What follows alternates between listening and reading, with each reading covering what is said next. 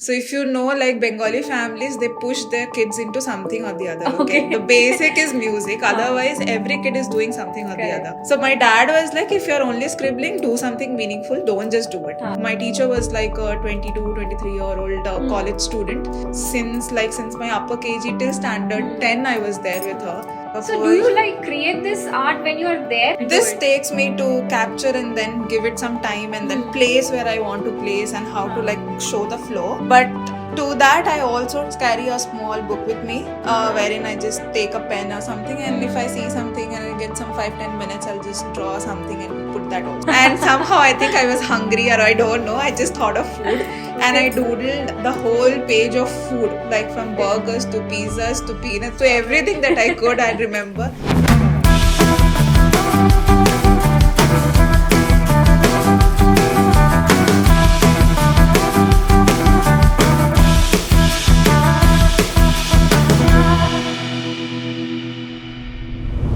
Hello and welcome to the next episode of JCL Podcast Bindas Bold. I'm your host Ruchita, and let me begin by wishing all of you a very happy new year. I am super excited for a fun and creative conversation as we dive into the world of art, inspiration and passion with our guest Debo Smita today. So let's get this artistic party started and explore what Debo has in store for us today. Hi Debo, welcome to the show, and we are really thrilled to have you here. So am I. I'm really excited to be here too. Great. So let's begin by understanding what a typical day at GeoMart looks like. What do you do here?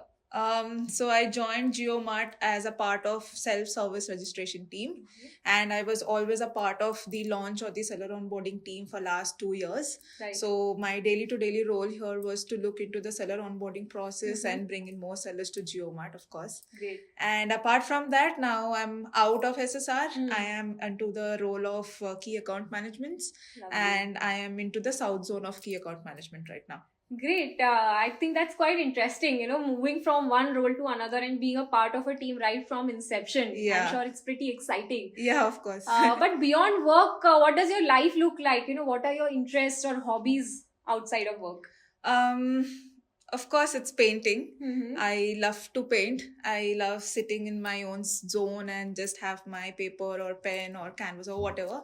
So that's something I really enjoy. And apart from that, since kid, I was also a Kathak dancer. Oh, lovely. So I learned Kathak professionally and I continued it for like 7 years and then had a gap. Then after coming to Hyderabad, I again restarted it. But then again, it's a gap now. Okay. But yeah, it's On and off thing. But still, yeah, that's what I like doing. It's painting and dancing. Wow, you are so creative. I mean, you're a true artist with your painting and your dancing.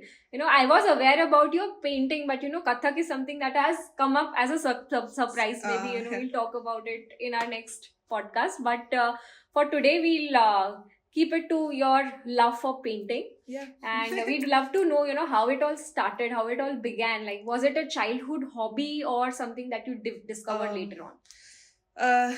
Not exactly any of those. So I grew up in Jamshedpur, and when I went Jamshedpur, I was like 4 years old or something. And I didn't have anything or friends or as such, and I also didn't know how to speak Hindi. So I was a Bengali child among a group of Hindi people. Okay. So not interacting with anybody. I was just inside my room. I have colors and papers. I would just scribble it. So if you know, like Bengali families, they push their kids into something or the other. Okay. The basic is music. Otherwise, every kid is doing something or the other. So my dad was like, if you're only scribbling, do something meaningful. Don't just do it. So somehow to the auntie who was teaching me Hindi, we reached out to her. My parents basically reached out to her and asked if anyone can teach me painting so that I'll be occupied in something productive. So that's how I got into this drawing classes. My teacher was like a 22, 23-year-old college student.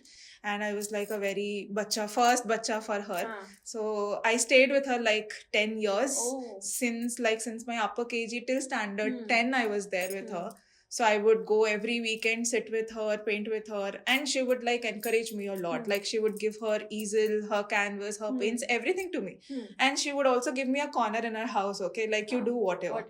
And then I think that grew with me, like with that interest and with people coming up and telling me that's going good. Like it was a push for me that I'm doing something good and that's making me happy, and that just grew with me.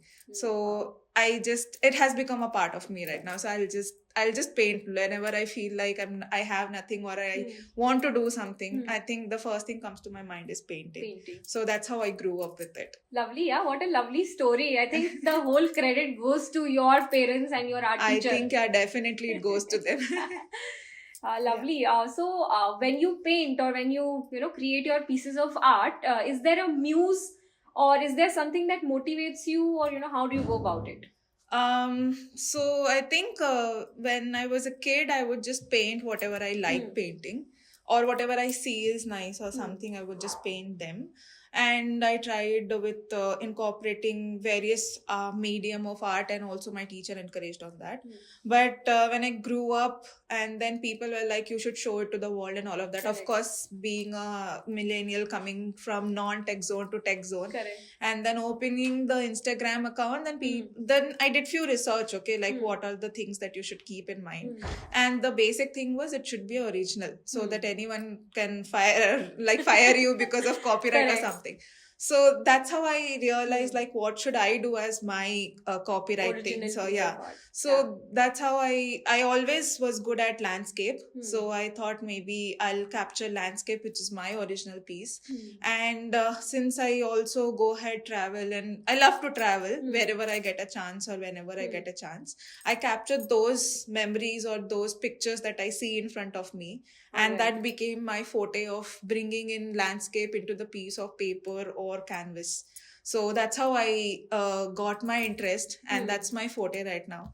So I can basically call myself a landscape artist or a nature artist. So that's how I have grown, or I have built it so far for myself. Great, yeah. And I'm pretty sure that, me and our audience would love to see some of your pieces of art. So, would you mind showing us some of your landscape arts? Yeah, or, sure. Whenever you've traveled, what is it that you've doodled? So, this is me and my husband, of course.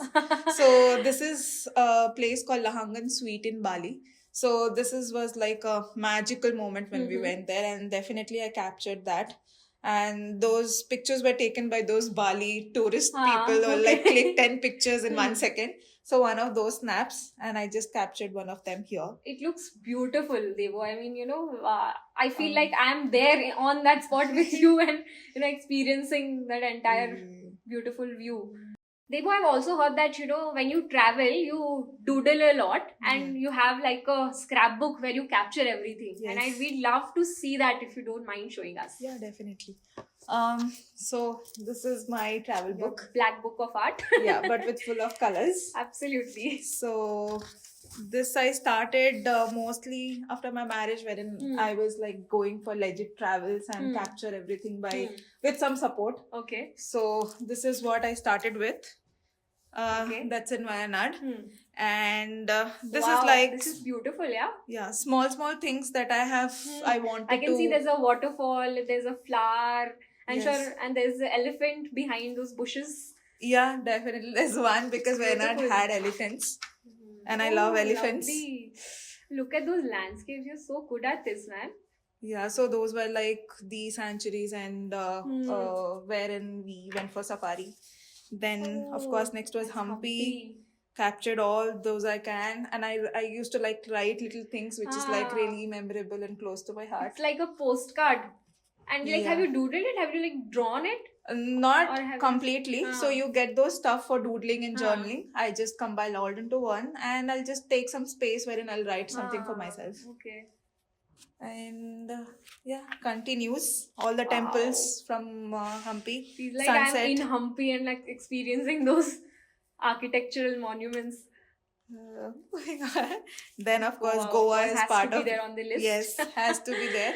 And of course food in Goa is like amazing. Definitely. So I just captured some of them. And of course beach. The night skies. The night skies. Again Coconut beach. trees. Boats. Beaches. Shacks. And then there's Bali. Oh, lovely. So There's everything. I think you will get the itinerary actually in Actually, my I think in you my mentioned the travel. whole itinerary of your travel. Yes, so how we started, how many Hmm. days where, what, and everything, and back to home, all those story will be here. So starting from So Singapore. do you like create this art when you are there, like at that particular location, or do you like No, capture it and come back and do this it? takes me to capture and then give it some time and then Hmm. place where I want to place and how to Huh. like show the flow. Okay. But to that, I also carry a small book with me, Uh-huh. wherein I just take a pen or something, and if Hmm. I see something and I get some 5-10 minutes, I'll just draw something and put that also. Oh, lovely. So I have two parts, but since this is something the that is most, on the go and yeah, something which I which you plan can for the create future and plan later. for it. So Superb. moving on. Again, Is that's that me. you? Yeah, that's me. Admiring the Then view. the dance that we saw, again, Huh. beaches and so many beaches for Bali. Looks like you're a beach baby. I think I've been to beaches mostly. Correct. So again, beaches, temples, Hmm. beaches, sunset, and all of that. So I think that's all I have captured so far here. There are many more to come. Obviously, I think that book has a lot many pages Pages that you left. want to fill up. So that also tells me that I have those many places also to go. Absolutely. This is so So, yeah. inspiring and it's lovely, Devo. I think, I would definitely want to give you a round of applause for creating such beautiful pieces of art. And thank you so much for sharing this with us. Thank you so much for having it here. Now, let me put a little fun tadka to this conversation and give you a situation. Okay. Okay, now imagine that you are stranded on a deserted island with just your art supplies. So, what is the first thing that you're going to paint? Of course, I think it will be beach. Yes. Beach and I coconut think I trees, already which knew I've that answer. already that have been there on the journey so Hmm. far. But of course, beach will be something that I'll capture at first. Mhm. But if, say, I am there for the whole day or something, then maybe I'll take it into phases, like starting with beach and coconut trees. Then afternoon, maybe I'll see some starfish or some cells around, Correct. and I'll start with that. And then maybe evening, there will be the sunset picture as well. So Lovely. all of that, and somewhere at the end, maybe somewhere me, my feet, my hands, somewhere it will be there inside the picture or something. Right, absolutely. I So- think that just shows us how creative you are. All these things that you're able to imagine just by being here. I was not even half there. But lovely. And the next fun question for you is that what is the quirkiest doodle that you've ever created, or and has there been a funny story behind it? No funny story as such. But then I think when I was here in Hyderabad in a PG, I had this roommate who was like really young. And knowing that I am into painting and art, she wanted to join some doodle workshop. Okay. So I think I still remember the artist, it was Tejo. So we went to his workshop and he just showed some basic things on doodling. And then he was like, you do anything, whatever you want to. Right. And sitting there, I could think of only food. And somehow I think I was hungry, or I don't know. I just thought of food. And I doodled the whole page of food, like from burgers to pizzas to peanuts, to everything that I could. I remember I put that into a paper, like I Right. think all of that was there on my mind. If it was there on the table, I would simply eat them Great. all. So I the think foodie that's Devo Smita took over. I took think. over it. Yes, definitely. So it was that. This is an interesting story, yeah. I mean, it's all about food at times, Food. I think everything depends also on food. I don't know. But yeah, food is love. And I heard that, Bengali people are real foodies. So I think probably It that comes could also from be there. one of Yeah, the maybe. I don't know. Actually. All right. So my next question to you is a little controversial. Let's see how you go about it. So we have so many amazing colleagues in Geomart. If given a chance, who would you create a portrait of from Geomart, and which style would you choose? Firstly, portrait is not my best artwork. Okay. So I really run from portraits. But then there will be so many, so can't really pick anyone's name. Instead, I think I'll take the whole Reliance family. And since I am more close to nature and landscape, I think I'll put landscape with Vantara. Wow. And maybe I'll represent that as a whole into a portrait if ever I have to. So that's how I'll go about it. That's such a smart answer. Devo. You just saved yourself. But I'm sure our MD sir will definitely, love this response if he happens to watch it. Great. So that brings me to my last question for today. And I'm sure that there are so many amazing art styles out there. Yeah. Is there any one style that you would like to learn which you haven't tried yet? Yes, definitely. That is glass artwork. Hmm. I am always amazed with glass artwork. Okay. How people create those beauty out of piece of silica, it's like really amazing. It needs a lot of manpower, so Hmm. bringing that piece into one piece from some powder to something very beautiful is like really amazing. So I don't know how much I'll be able to do that, because that needs really strength and labor, you know. So Okay. I don't know how much I'll be doing that, but I'd love to watch them. Apart from that, what I can actually do is, if you notice, to like, if you go to church or some old monuments, you'll see the windows and doors are made up of glass, colorful Correct. glass Colourful joined glass. together to make a big artwork, you know. And when the lights falls in, or the sunlight falls in, it lightens up the whole interior. Correct. Like the It's very colorful beautiful. interior. Correct. So I think if I ever get a chance to do that, I'll definitely do that. And maybe I'll put that in my house only. Like, Yeah. whenever the sunlight comes in, my house will glow It up with lights those up. lights. Yes. So yeah, that's definitely one thing in my list. Interesting. Yeah, I think you've given it a lot of thought and you really know what you want to do next. Yeah, So we I have to- think I'll be able to do also someday. So Definitely. You are so creative and you're so good at this, and we would want to wish you all the very best with your art, and hopefully, you know, soon we get to experience some of it. And before we wrap up, I think to our audience, what I'd like to say is that if you want to experience some of Devasmita's beautiful artwork, do follow her Instagram handle, which is Whoopee Tints, and you get to see a lot of work that she's put out there.